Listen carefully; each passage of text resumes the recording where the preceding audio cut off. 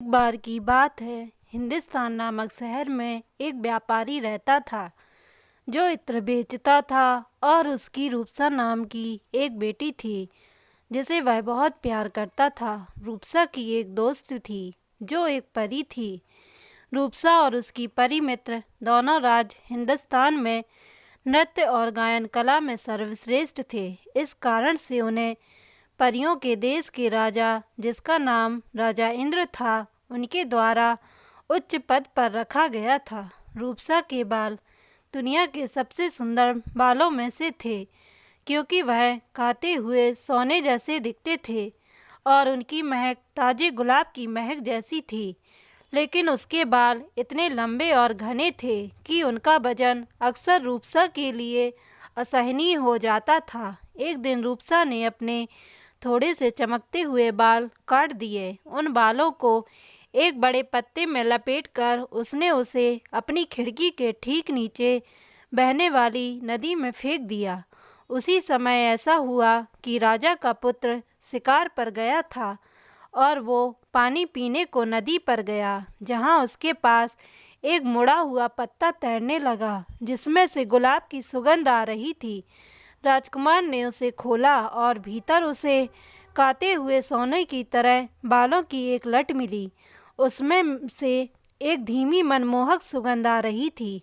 जब राजकुमार उस दिन अपने महल पहुंचा तो वह इतना उदास और इतना शांत दिख रहा था कि उसके पिता ने सोचा कि राजकुमार कहीं बीमार तो नहीं हो गया। पिता ने अपने बेटे से पूछा कि क्या बात है। राजकुमार ने नदी में मिले बालों की लट दिखाई और बोला, देखो पिताजी, क्या कभी आपने इस तरह सुंदर और मनमोहक बाल देखे हैं? आप ये जान लीजिए कि अगर मैं इस लड़की को ना देख लूं और उससे शादी ना कर लूं, तब तक मैं जीते जी मरा हुआ महसूस करता रहूँगा। तब राजा ने तुरंत अपने सारे राज्य में दूतों को भेजा कि वह उस लड़की को ढूंढ निकाले जिसके बाल काते हुए सोने के समान दिखते हैं। काफ़ी खोजबीन के बाद अंत में उन्हें पता चला कि वह लड़की एक इत्र व्यापारी की बेटी है। इस सारी घटना की बातें तेजी से पूरे राज्य में फैलती हैं। जल्द ही रूपसा ने यह भी सुना। उसने अपने पिता से कहा कि यदि बाल मेरे हैं और राजा चाहता है कि मैं उसके बेटे से शादी करूं, तो मुझे ऐसा करना चाहिए। लेकिन आप राजा से मेरी एक शर्त मानने के लिए कहें कि शादी के बाद मैं पूरे दिन महल में रहूंगी, लेकिन जैसे ही रात होगी मैं अपने पुराने घर लौट आऊंगी। उसके पिता ने आश्चर्य से उसकी पूरी बात सुनी, लेकिन कुछ भी नहीं बोले, क्योंकि वह जानते थे कि रूपसा उससे ज़्यादा समझदार है। बेशक बाल रूपसा के थे और जल्द ही राजा ने इत्र व्यापारी को बुलाया और उससे कहा कि वह चाहता है कि उसकी बेटी की शादी राजकुमार से हो। व्यापारी ने अपना सिर 3 बार जमीन में झुकाया। उसने कहा, हे राजन, आप ही हमारे स्वामी हैं और जो कुछ आप हमसे कहते हैं वह हम करेंगे, किंतु मेरी बेटी केवल इतनी अनुमति चाहती है कि यदि शादी के बाद वह पूरे दिन महल में रहती है तो उसे हर रात अपने पुराने घर लौटने की अनुमति दी जाए। राजा को ये एक बहुत ही अजीब अनुरोध लगा, लेकिन राजा ने सोचा कि आखिरकार यह उसके बेटे का मामला है और लड़की निश्चित रूप से जल्द ही आने जाने से थक जाएगी, इसलिए उसको इस शर्त को मानने में कोई कठिनाई नहीं लगी। राजा के हाँ कहते ही फटाफट सारी तैयारियां कर ली गईं और शादी भी बड़े हर्षोल्लास के साथ की गई। राजकुमार भी रूपसा की शर्त से ज़्यादा चिंतित नहीं था, बल्कि वो इस बात से ही खुश था कि वह कम से कम दिन में अपनी दुल्हन को देखेगा, बातें करेगा और उसके साथ समय बिताएगा। लेकिन उसकी ये खुशी तब निराशा में बदल गई जब उसने पाया कि रूपसा कुछ नहीं करती। वो पूरे समय एक स्टूल पर बैठी रहती है, उसका सिर उसके घुटनों पर आगे झुक जाता है और राजकुमार भी उसे एक भी शब्द कहने के लिए राजी नहीं कर सका। हर शाम उसे एक पालकी में बिठाकर उसके घर ले जाया जाता था, जिसे 4 आदमियों के कंधे पर डंडों से ढोया जाता था। उस समय का एक परिवहन, जिसे पालकी कहा जाता था, हर सुबह रूपसा भोर के तुरंत बाद लौट आती थी, लेकिन उसके ओंठों से ना तो कोई शब्द निकला और ना ही दिन भर किसी तरह के भाव अपने चेहरे पर लाती। राजकुमार को पता ही नहीं चलता कि उसके जीवन में क्या चल रहा है। दुखी और परेशान राजकुमार महल के पास एक पुराने और सुंदर बगीचे में घूम रहा था, जब वह बूढ़े माली के पास आया। इस माली ने राजकुमार के परदादा की सेवा की थी। जब बूढ़े माली ने राजकुमार को देखा तो वह आया और उसके सामने झुककर कहा, बच्चे, तुम इतने उदास क्यों लग रहे हो? क्या बात है? राजकुमार ने उत्तर दिया, मैं दुखी हूँ क्योंकि मैंने सितारों की तरह प्यारी पत्नी से शादी की है, लेकिन वह मुझसे एक शब्द भी नहीं बोलती और मुझे नहीं पता कि मुझे क्या करना चाहिए। रात के वक्त वह मुझे छोड़ देती है, अपने पिता के घर चली जाती है। प्रतिदिन वह मेरे पास तो होती है, लेकिन सिर्फ बैठी रहती है, मानो पत्थर हो गई हो, और जो कुछ मैं कहूँ या करूँ वो प्रतिसाद नहीं देती। माली ने राजकुमार से उसकी प्रतीक्षा करने को कहा। थोड़ी देर बाद वह 5-6 छोटे पैकेट लेकर वापस आया, जिसे उसने युवक के हाथ में रख दिया। उसने कहा, कल जब आपकी दुल्हन महल छोड़ेगी तो इन पैकेटों में से किसी एक से पाउडर को अपने शरीर पर छिड़क लें। ऐसा करने से आप अदृश्य हो जाएंगे, लेकिन आप सब कुछ स्पष्ट रूप से देख पाएंगे। राजकुमार ने उसे धन्यवाद दिया और पैकेट को ध्यान से अपनी पगड़ी में रख दिया। अगली रात जब रूपसा अपने पिता के घर जाने लगी तो राजकुमार ने अपने ऊपर जादू का पाउडर छिड़का और फिर उसके पीछे पीछे दौड़ा। वास्तव में वह हर किसी के लिए अदृश्य था, हालांकि वह हमेशा की तरह सब कुछ देख और महसूस कर रहा था। पालकी के पीछे पीछे वो इत्र व्यापारी के घर की ओर चल दिया। वहाँ उसकी दुल्हन घर में दाखिल हुई। वह चुपचाप उसके पीछे पीछे गया। रूपसा अपने कमरे में चली गई, जहाँ 2 बड़े बड़े बर्तन रखे थे। एक गुलाब के जल से भरा हुआ था और एक पानी का था।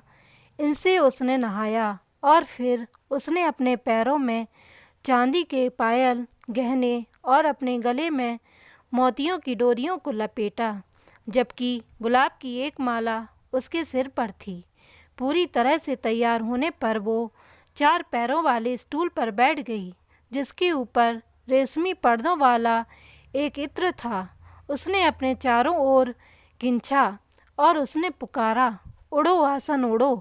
वो स्टूल तुरंत हवा में ऊपर उठ गया।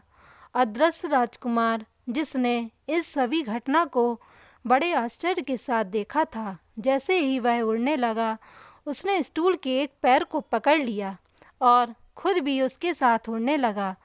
कुछ ही देर में वे रूपसा की परी मित्र के ठिकाने पहुँचे। परी दहलीज पर उनका इंतजार कर रही थी। वह भी रूपसा की तरह सुंदर कपड़े पहने हुए थी। जब स्टूल उसके दरवाजे पर रुकी तो परी को आश्चर्य हुआ। उसने कहा, आज ये स्टूल टेढ़ा क्यों उड़ रहा है? मुझे संदेह है कि तुम अपने पति से बात कर रही होगी, इसलिए यह सीधा नहीं उड़ रहा। लेकिन रूपसा ने बताया कि उसने अपने पति से एक भी शब्द नहीं कहा है। परी को संदेह हुआ, लेकिन उसने आगे कुछ नहीं कहा और वो रूपसा के पास बैठ गई। राजकुमार ने फिर से स्टूल के एक पैर को मजबूती से पकड़े हुए हवा में उड़ने लगा। वो सब तब तक हवा में उड़े जब तक कि वह राजा इंद्र के महल तक नहीं पहुंच गए। सारी रात रूपसा और परी इंद्र के सामने गाती और नृत्य करती थीं, जबकि वहाँ एक संगीत वाद्य यंत्र था जिससे जादू की धुन अपने आप में बजती थी। राजकुमार ने अब तक इतनी मोहक संगीत कभी नहीं सुना था। उसे सुनकर राजकुमार काफ़ी रोमांचित हुआ। भोर से ठीक पहले राजा ने रुकने का संकेत दिया।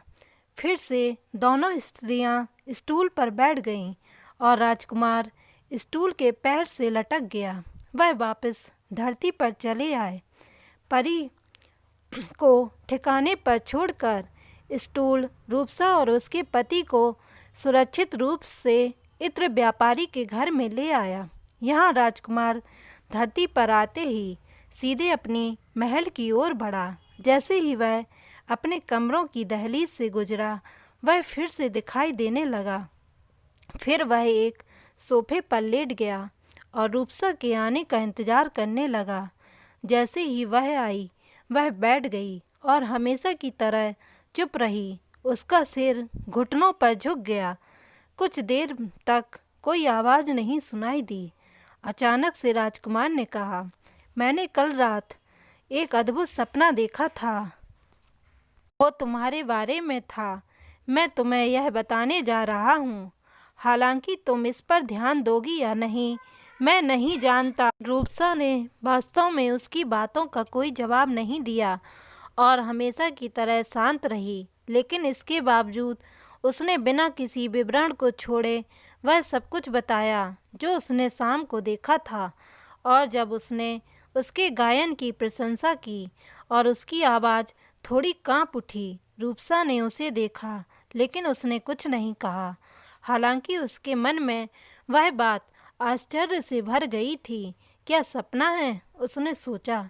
क्या वह एक सपना हो सकता है? वह एक सपने में कैसे देख सकता था जो मैंने किया है? फिर भी वह चुप रही। केवल उसने एक बार राजकुमार की ओर देखा, फिर सारा दिन की तरह पहले की तरह ही रही और उसका सिर उसके घुटने पर झुका हुआ था। जब रात हुई, राजकुमार ने फिर से खुद को अदृश्य कर लिया और उसके पीछे हो लिया। फिर वही बातें हुई जो पहले हुई थी, लेकिन रूपसा ने पहले से बेहतर गाया। सुबह राजकुमार ने दूसरी बार रूपसा को वह सब बताया जो उसने देखा था। वह दिखावा करते हुए कि उसने उसका सपना देखा था। उसकी बात खत्म होने के ठीक बाद रूपसा ने उसकी ओर देखा। उसने कहा, क्या यह सच है कि आपने यह सपना देखा था या आप वास्तव में वहाँ थे? हाँ, मैं वहाँ था, राजकुमार ने उत्तर दिया। लेकिन तुम पीछा क्यों करते हो? रूपसा ने पूछा। राजकुमार ने उत्तर दिया, क्योंकि मैं तुमसे प्यार करता हूँ और तुम्हारे साथ होने में मुझे खुशी होती है। इस बार रूपसा की पलकें झुक गई। उसने और कुछ नहीं कहा और बात औरों की तरह चुप रही। हालांकि शाम को जैसे ही वह अपनी पालकी में कदम रख रही थी, उसने राजकुमार से कहा, अगर तुम मुझसे प्यार करते हो तो आज रात मेरा पीछा न करके इसे साबित करो। और राजकुमार ने जैसा रूपसा ने चाहा वैसा ही किया और वह घर पर ही बैठा रहा। उस शाम जब वह और उसकी सहेली परी ने जादुई स्टूल पर हवा में उड़ान भरी, तो वह इतनी अस्थिर रूप से उड़े कि वे मुश्किल से अपनी जगह पर बैठ पा रहे थे। अंत में परी ने कहा, इतने झटके लगने का एक ही कारण हो सकता है कि तुम अपने पति से बात कर रही होगी। और रूपसा ने उत्तर दिया, हाँ, मैं बात कर रही हूँ, पर अब और नहीं करूँगी। उस रात रूपसा ने इतना अद्भुत गाया कि अंत में राजा इंद्र उठे और कहा कि वह जो कुछ भी चाहे वह मांग सकती है और वह उसे दे देंगे। पहले तो वह चुप रही, लेकिन जब उसने उसे आग्रह किया तो उसने कहा, यदि आप जोर देते हैं तो मैं जादू की संगीत वाद्ययंत्र का आग्रह करती हूँ। राजा ने यह सुना तो उसने इतनी जल्दबाजी में एक वादा करने के लिए अफसोस हुआ, क्योंकि वह अपनी सारी संपत्ति से ऊपर बजने वाले जादुई संगीत वाद्ययंत्र को महत्व देता था। लेकिन जैसा उसने वादा किया था वैसा ही उसे निभाना होगा। तुम अब फिर कभी वापस मत आना। राजा ने गुस्से से कहा। जादुई संगीत वाद्य यंत्र लेते ही रूपसा ने चुपचाप अपना सिर झुका लिया। वह परी के साथ दरवाजे से बाहर निकली, जहां स्टूल उनका इंतजार कर रहा था।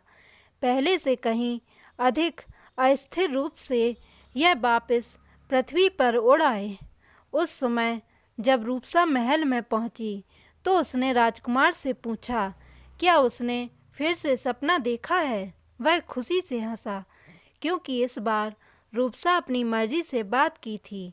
राजकुमार ने उत्तर दिया, नहीं, लेकिन मैं अब सपने देखना शुरू करना चाहता हूँ। अतीत में क्या हुआ है वो देखने के लिए नहीं, लेकिन भविष्य में क्या हो सकता है उसके लिए। उस दिन रूपसा चुपचाप बैठी रही, लेकिन जब राजकुमार से उसने बात की तो उसने उसे उत्तर दिया। और जब सांझ हुई और उसके जाने का समय हो गया, तब भी वह बैठी रही। राजकुमार उसके पास आया और धीरे से बोला, क्या तुम आज रात अपने घर वापस नहीं जा रही हो? रूपसा उस पर बह उठी और फुसफुसाते हुए उसकी बाहों में समा गई। फिर कभी नहीं, नहीं, मैं तुम्हें कभी नहीं छोड़ूंगी।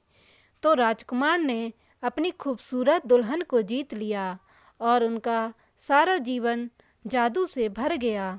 परियों वाले जादू से नहीं, प्यार के जादू से।